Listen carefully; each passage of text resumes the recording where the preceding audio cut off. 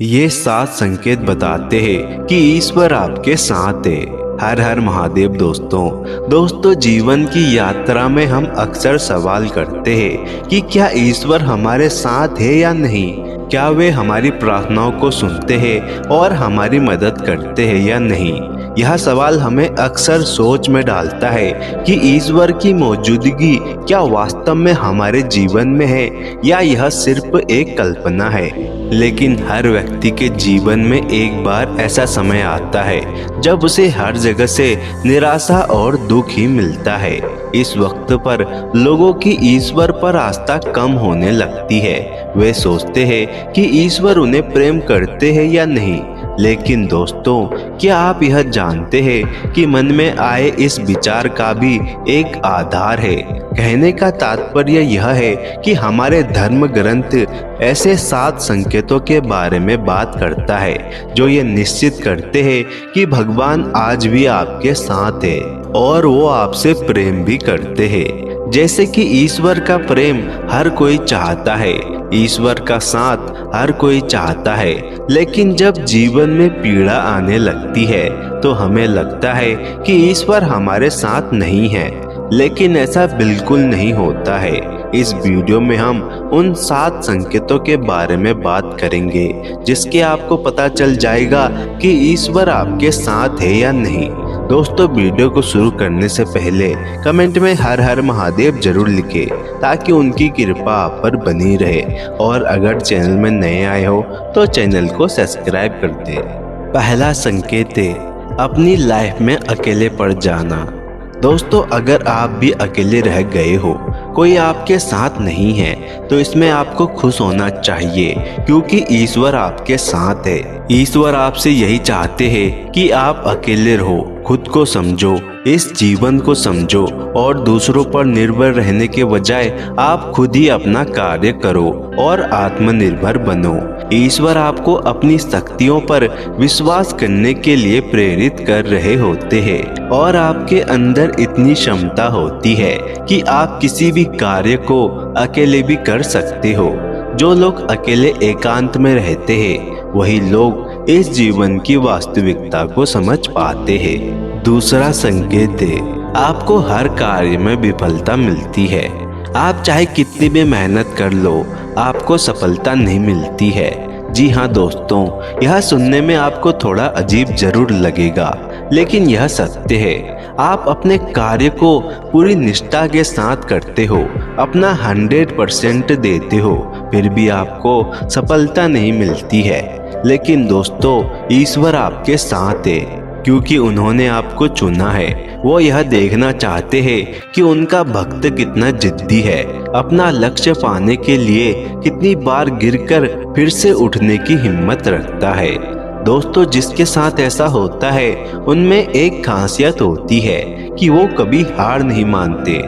इसलिए ईश्वर हमेशा उनके साथ होते हैं। विफलता मिलने के बाद भी ईश्वर हमें नए अवसर देते हैं। वे हमें नई चुनौतियों और अवसरों के साथ आगे बढ़ने का मौका देते हैं। मेहनत करने के बावजूद भी असफलता मिलना ईश्वर की योजना का एक हिस्सा होता है।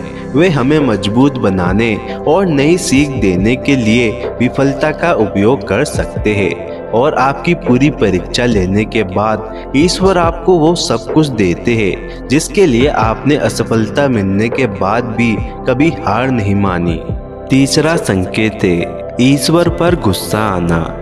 जब जीवन में कहीं सफलता नहीं मिलती, बहुत कोशिश करने के बाद भी हर जगह से निराशा मिलती है, तो लोगों का भगवान पर से विश्वास उठ जाता है और भगवान पर गुस्सा होने लगते हैं।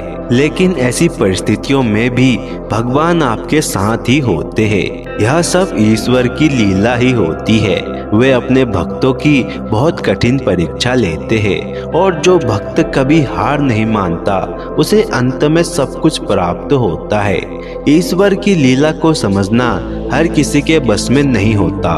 उनकी लीला तो अंत में ही समझ में आती है। इसलिए अगर आपके जीवन में भी निराशा है तो आपको चिंता करने की कोई आवश्यकता नहीं है क्योंकि ईश्वर आपके साथ है। ईश्वर जानते हैं कि हमारे दिल में क्या चल रहा है और वो हमारी इस भावनाओं को समझते हैं। चौथा संकेत है, ईश्वर हमें गलत कार्य करने से रोकते हैं। जब भी हम कोई गलत कार्य करने की ओर बढ़ते हैं, जैसे कि किसी को धोखा देना, किसी को चोट पहुंचाना या किसी का बुरा चाहना, तब ईश्वर हमारे अंतर मन में एक चेतावनी भेजते हैं। हमारे अंदर से एक आवाज आती है कि यह मत करो, यह गलत है।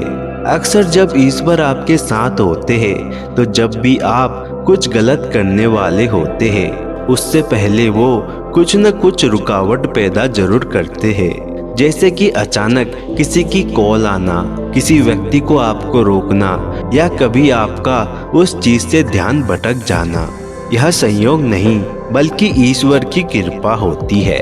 ईश्वर आपको सजा देने से ज्यादा पाप को करने से बचाना चाहते हैं। वह नहीं चाहते हैं कि आप उस कर्म के बंधन में फंसे, इसलिए वह संकेत, बाधा और विवेक के जरिए आपको रोकते हैं।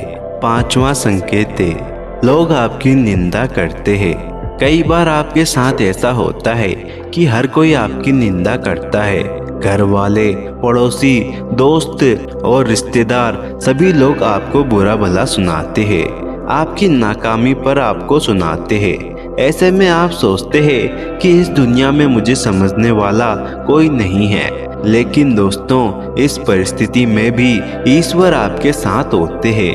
निंदा भी ईश्वर की परीक्षा का एक हिस्सा होता है, जिसमें वे आपकी धैर्य, सहनशीलता और विश्वास की जांच करते हैं। निंदा का सामना करने से आपकी आत्मिक शक्ति बढ़ती है और आप मजबूत होते हैं। आपको अपने लक्ष्य पर ध्यान केंद्रित करने का मौका मिलता है। निंदा से आप अपने लक्ष्य पर ध्यान केंद्रित कर सकते हैं और उन्हें प्राप्त करने के लिए काम कर सकते हैं। छठा संकेत है, आपके जीवन में दुख चरम सीमा पर होता है। आपका जीवन ऐसी मुश्किल घड़ी से गुजरता है कि आपको लगता है कि आपसे बड़ा दुखी और कोई नहीं है। एक के बाद एक दुख आते रहते हैं, क्योंकि ईश्वर आपकी परीक्षा लेते हैं। जब इतना दुख, इतनी पीड़ा मिलने के बाद भी आप धैर्य का मार्ग कभी नहीं छोड़ते हो, हमेशा अच्छे कर्म करते हो और मेहनत पर विश्वास करते हो, तो यह नियति आपको आगे बहुत कुछ देती है। वो कहते हैं ना, जब यह नियति आपको कुछ बड़ा देने वाली होती है तो उससे पहले सबको आजमाती जरूर है। सातवां संकेत है, चरित्र में बदलाव आना। इस अवस्था में आपके चरित्र में बदलाव होगा। आपके फीलिंग और आपका नेचर बदलने लग जाता है। आप अपने जीवन में इतने सारे दुख दर्द से गुजर चुके होते हैं कि अब आपको दूसरों का दुख दर्द भी महसूस होने लगता है। अब आपके अंदर की फीलिंग खत्म होने लगती है, किसी चीज की एक्साइटमेंट खत्म होने लगती है। इससे आप पहले से अधिक शांत, स्थिर चीजों को गहराई से देखने वाला बनने लगते हो। जब भी हम ईश्वर की राह में जाने लगते हैं तो वह सबसे पहले हमारे अंदर परिवर्तन लेकर आते हैं, ताकि हम उनकी भाषा को समझ सके। जब तक हम ईश्वर के गुणों को नहीं समझेंगे, तब तक हम ईश्वर और उनके प्रेम को भी नहीं समझ सकेंगे।